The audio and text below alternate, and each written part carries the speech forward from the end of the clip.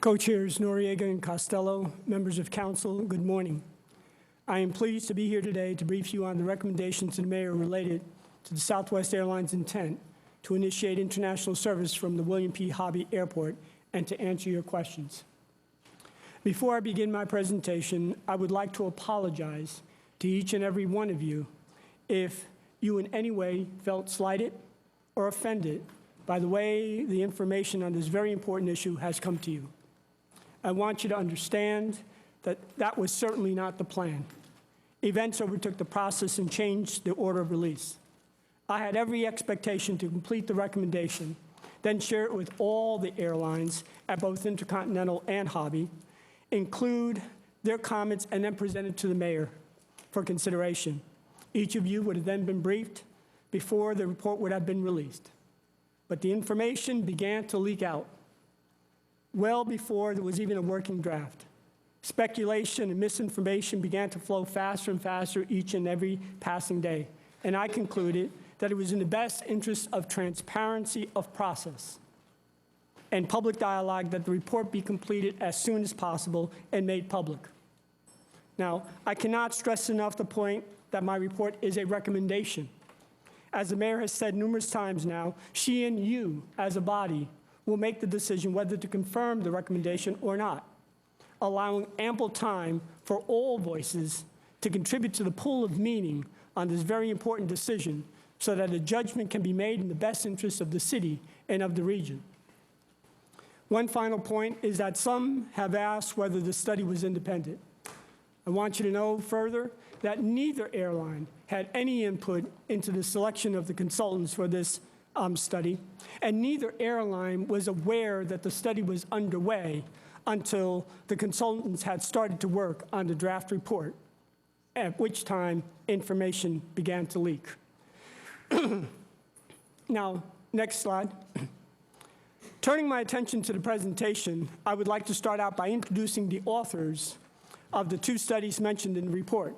I am going to ask each to follow me for 5 minutes before I take your questions to introduce themselves, their company, and the work they did for the report.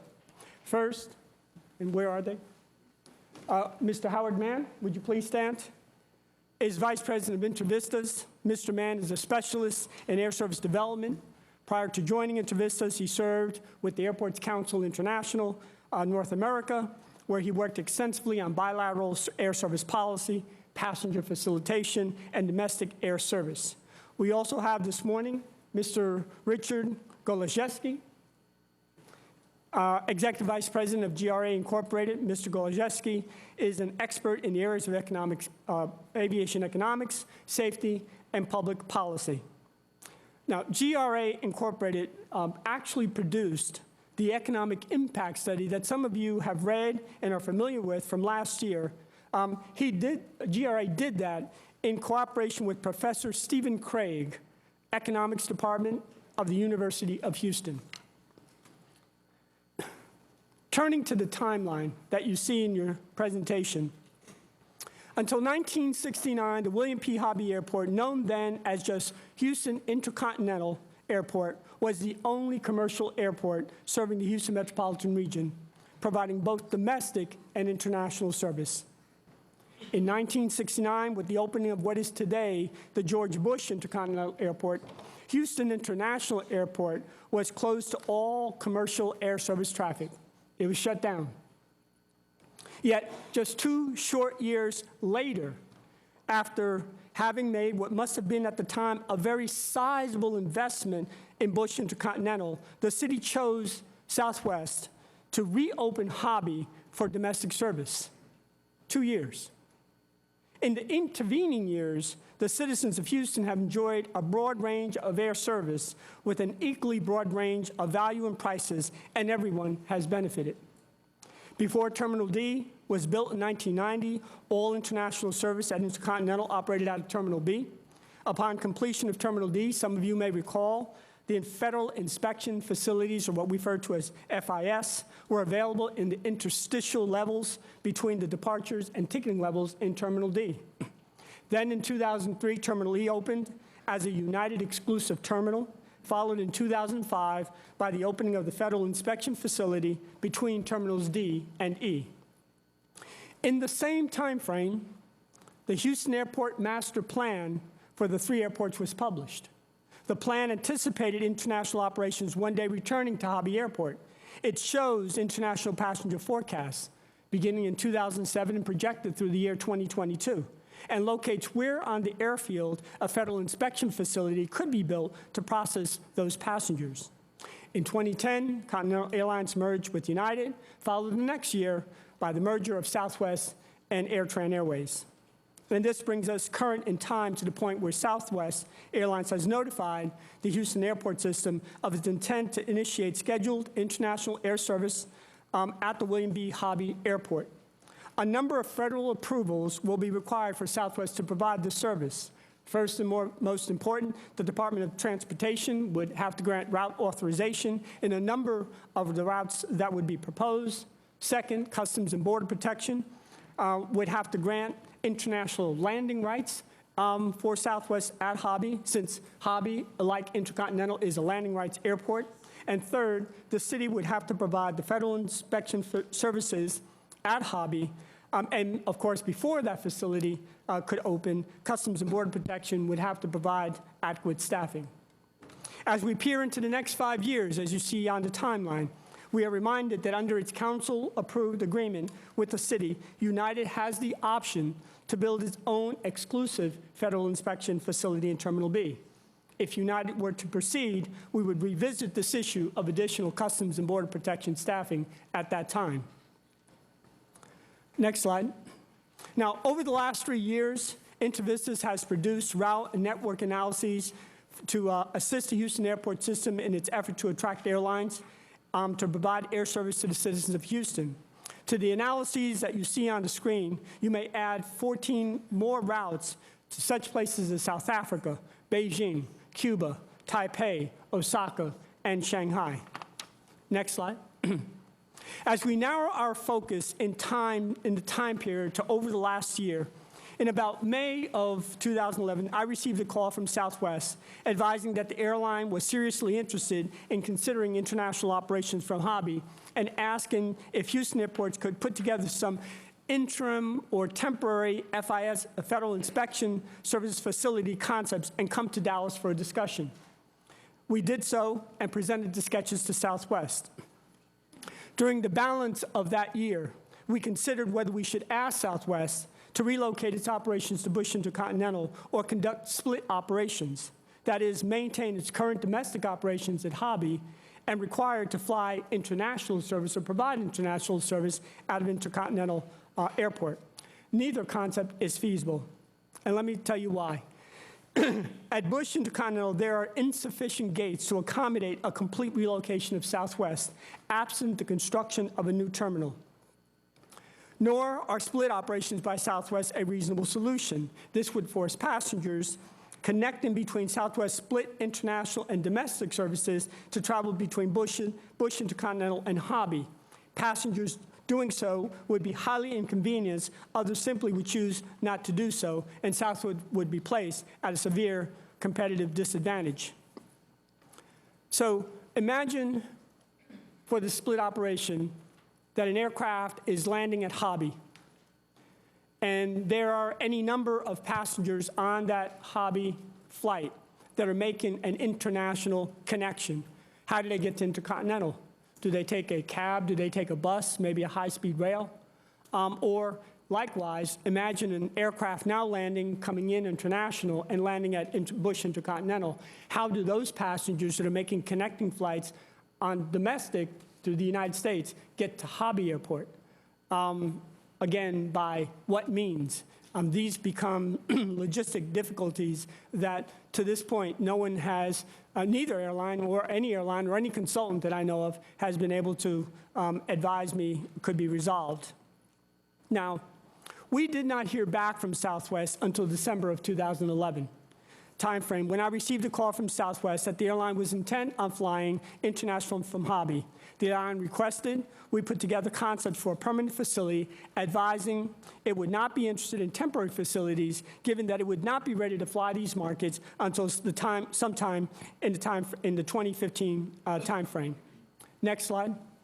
In January of this year, I asked of staff the question, assuming Southwest could provide or could serve international markets from Hobby, what economic benefits might accrue to the city of Houston and region, and what impacts might such a move have on traffic at Bush Intercontinental?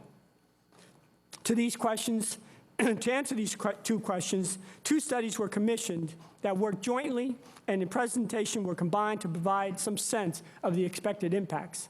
The assignment was given to Intervistas and GRA.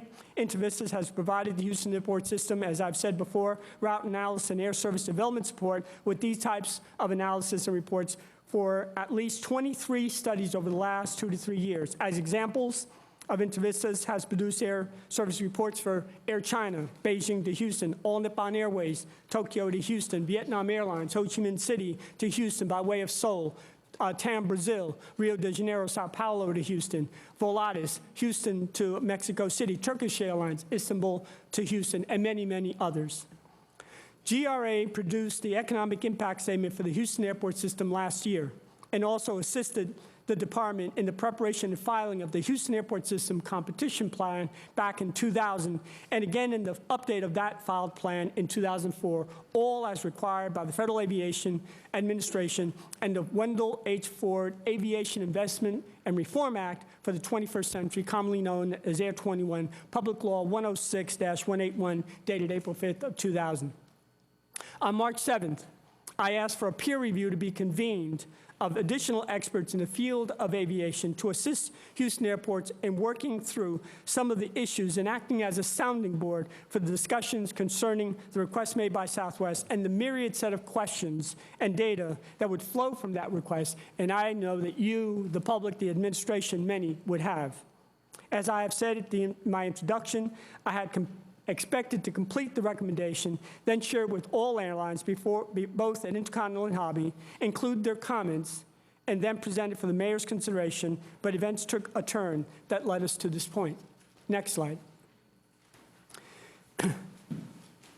As I just mentioned, on March 7th, I convened a group of aviation experts I had worked with on and off over my 30-plus years career in aviation. These individuals collectively have over 100 years of experience in the industry among them. Some of them worked with me on agreements with the former Continental Airlines at Newark Liberty International Airport, at the time Newark International Airport, at the time that that airport was becoming the second international airport in the New York metropolitan region. Others have worked with me for close to 10 years on feasibility studies, airline negotiations, and bond financing for the investment of over $6.2 billion at the Hartsfield-Jackson Atlanta International Airport in Atlanta, Georgia. And some I have recently come to know and respect for the work that they have done on current issues confronting Houston Airport System, such as the request for designation as a port of entry for flights to Cuba. Next slide.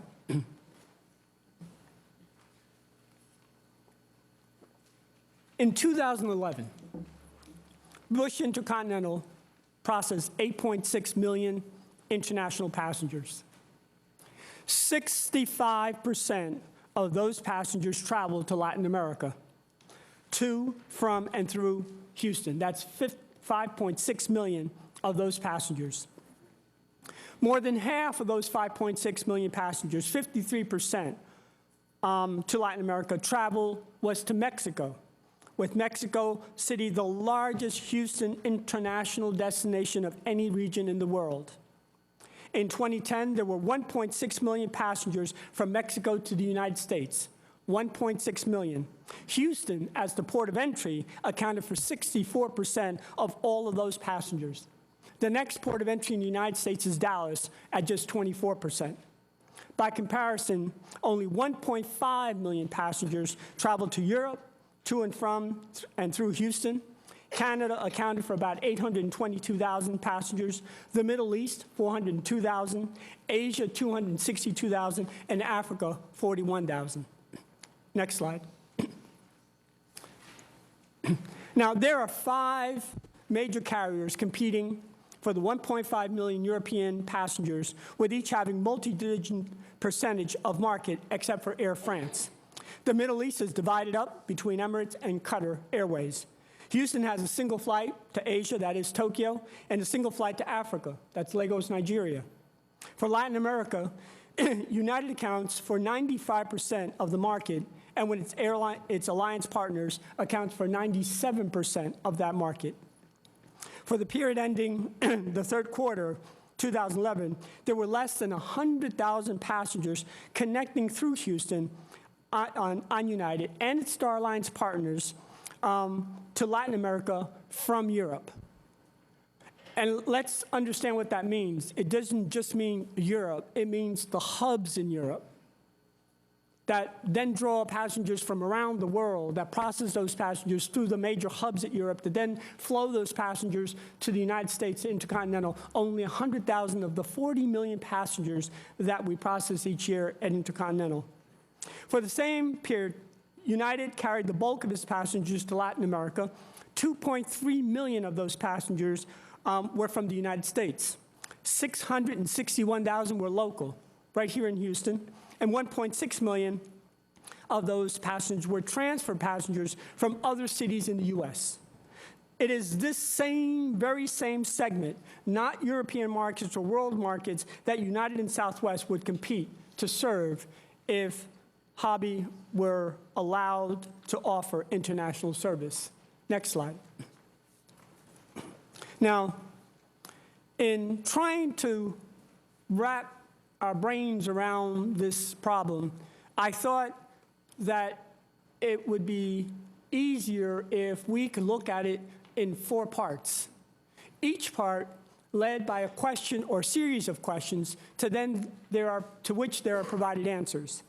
And those 4 broad questions are why. Why do we need to do anything at all?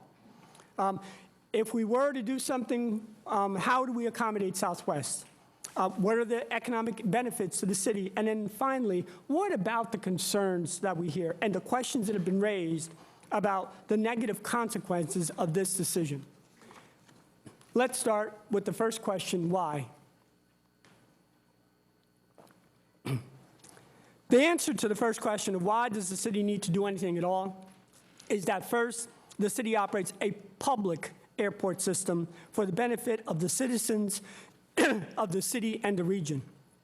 It operates that system under federal law, pursuant to regulations promulgated by the Federal Aviation Administration. The city has received federal taxpayer grants from the FAA for infrastructure development. In return, the city has obligated itself and the Houston airport system to refrain from, 1, granting competitive advantage to any one company deriving economic benefit from business conducted at any one of the airports. 2, engaging in the regulation of interstate and international air transportation rights or authority. This power reserved solely to the federal government. Second, is that the Houston airport system is an enterprise fund and is in part responsible for helping to grow the economy of Houston. Now, we do this principally by attracting new airlines or supporting new service from existing airlines. In the city of Houston, there are only 2 airlines operating hubbing networks, and that's very important to understanding the issue here. Only 2 airlines operating hubbing networks. They are United and Southwest. Between them, United claims 66% of all domestic traffic, and Southwest controlling 25%. If you look at the international sectors, United controls about 40% of Western Europe through the hubs, but United controls 95% of all Houston Latin American seats, and with the Star Alliance partners, TACA controls 97%, a very dominant position. Next slide. So how do we go? So let's assume then that we decide, well, let's listen to Southwest. How do we go about accommodating them? Why don't we simply tell Southwest to operate from Intercontinental, or why don't we tell Southwest to relocate? And as I have just gone through with you, both solutions are infeasible, impractical. To relocate Southwest to Intercontinental, as I've said, would cost between $500 million and $1 billion, and it would render Hobby, the cost structure at Hobby, unaffordable, unsupportable by the Houston airport system, and the split operations, as I have mentioned, in terms of connecting flight, domestic to international, or connecting flight international to domestic is unrealistic. Therefore, Southwest international flights at Bush Intercontinental could only carry passengers who either begin or end their trips in Houston. Southwest would hence be placed at a severe economic disadvantage to United. Now, next slide. So the question then comes up, well, if we're going to do this, what are the benefits? Who gets the benefits? What are the benefits of doing this? And what might the economic impact be on the decision to support Southwest?